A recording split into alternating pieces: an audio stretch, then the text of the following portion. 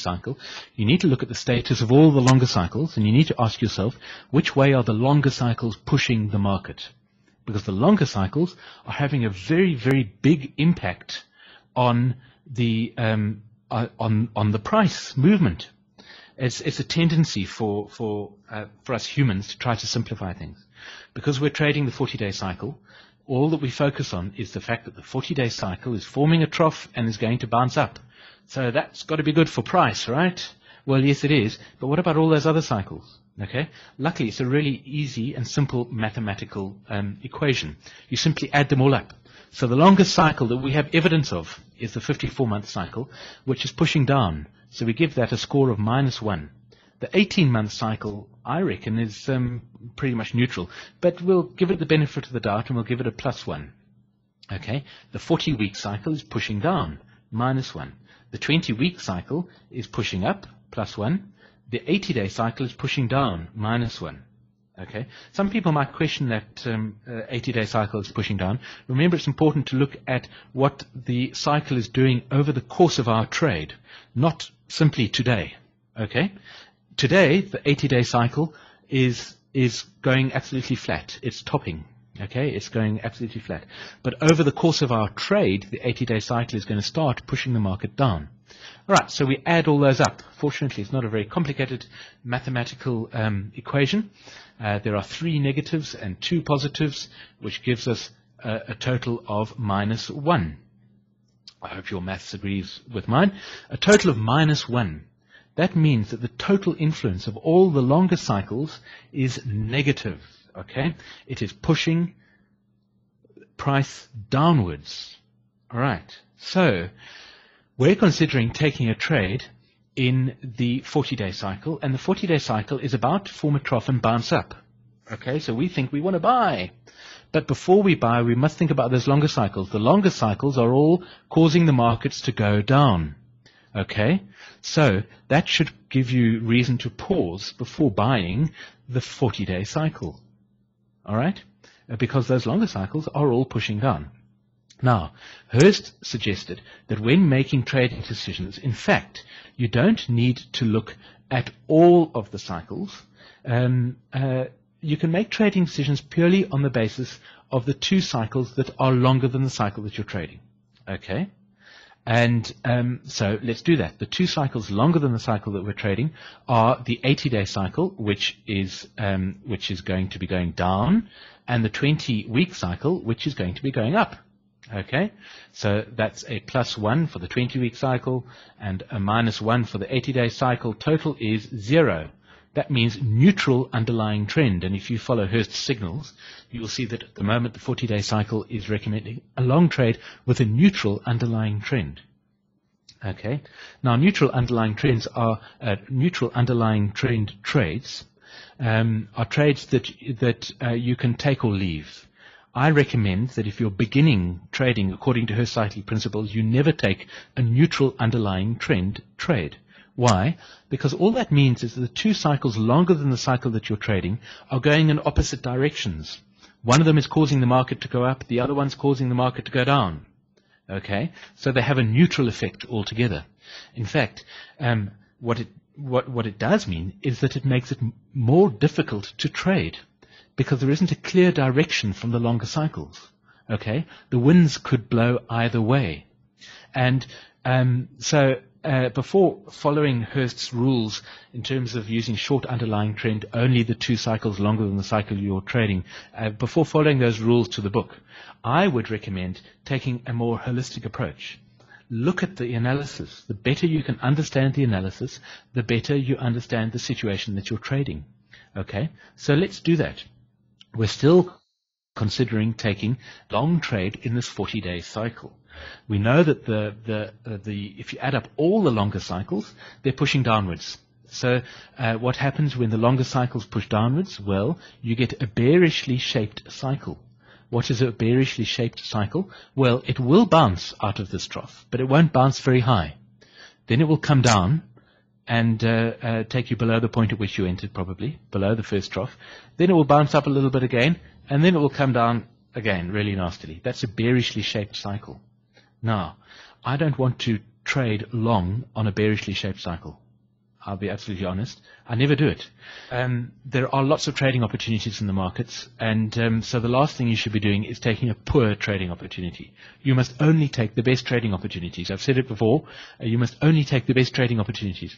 If you see a neutral underlying trend or a negative underlying trend, don't take a long trade, because it's a risky business. If you're a very experienced trader, of course you can. If you're a very experienced trader. But certainly if you're setting out, then you mustn't. So already I would have probably overruled this trade. I would be saying let's not take it. But let's study it in a little more detail. Let's assume that you're a fairly experienced trader, and you think that under these circumstances you might still want to take a long trade. What should you do? Take a look at your cyclic model panel. Here is your cyclic model panel, which shows you at a glance what is happening to all of these cycles. Okay, here you can see the 54-month cycle is going down, and this is how you can work out your underlying trend. Okay, you simply add up these arrows. 54-month cycle is going down. 18-month cycle is going up, +1. 40-week cycle is going down, -1. 20-week cycle is going up, +1. And the 80-day cycle is going down. Okay, we get the same total that we got previously, not 0 but -1. Okay, so that's a much easier way of calculating your underlying trend, if you like. Okay, so take a look at your cyclic model panel to understand the analysis if using semicircles or using the graph doesn't work for you. Some people find it easier looking at a table, other people find it easier looking at a graph. Different people do different things. But now, let's take a look at this analysis in a little more detail. And let me turn off these semicircles for now. I mentioned I mentioned that the 20-week cycle is going up. Okay, because the semicircle is going up. Okay, but now is that 20-week cycle really going up? Okay, it looks to me as if that 20-week cycle might have already experienced a peak. And let's have a look. How would we know whether the 20-week cycle has experienced a peak?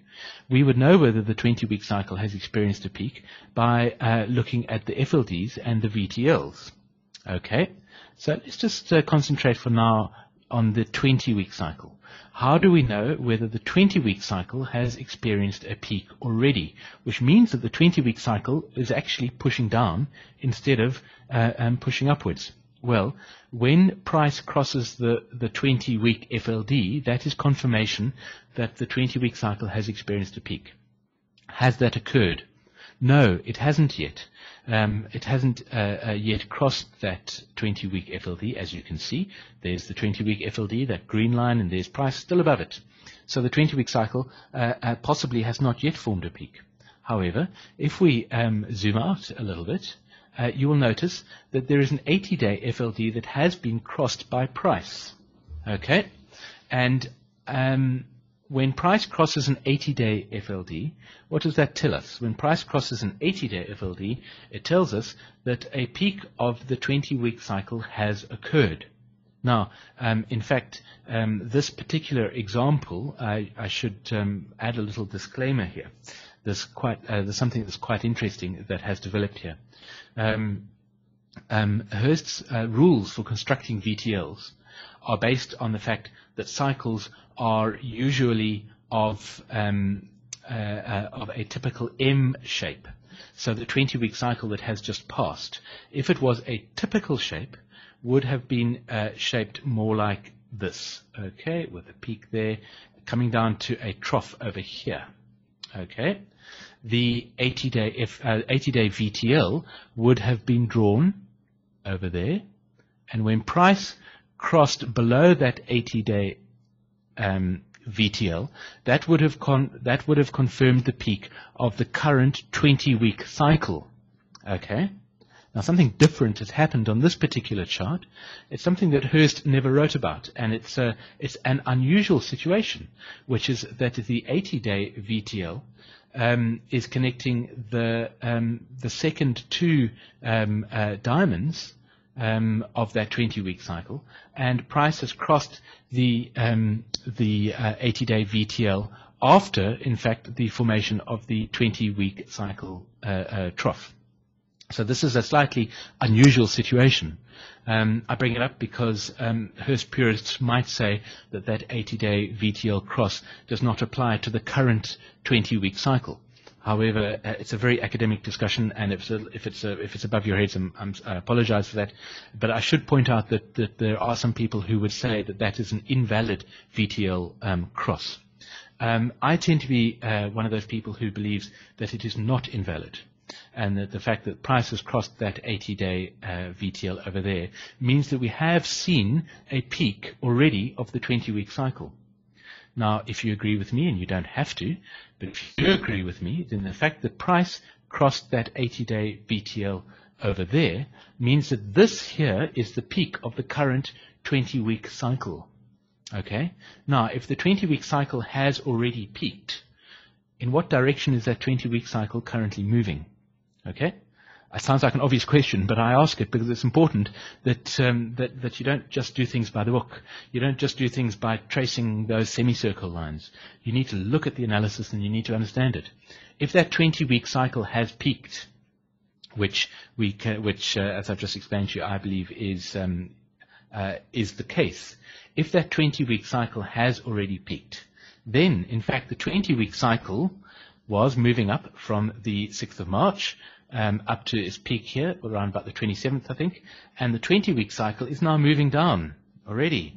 Okay, so that 20-week cycle is already moving down. So the pressure of the 20-week cycle is not positive, as we discussed earlier, but it is in fact negative. Okay. Now, in studying your analysis, you should ask yourself the same question for the 40-week cycle. And I'm not going to bore you by repeating the same discussion all over again, but I believe that there is very strong evidence that the 40-week cycle has already formed its peak. Okay? Which means that the 40-week cycle is also pushing downwards. Okay? So, now, when we're considering this long trade, we are considering making a trade in the 40-day cycle. And it is clear that the 40-day cycle has already formed, is in the process of forming a trough. So we have a possible trading opportunity. And if we pop up our FLD pattern projection boxes, you will see that price is right in that target zone, both in terms of time and price. Is spot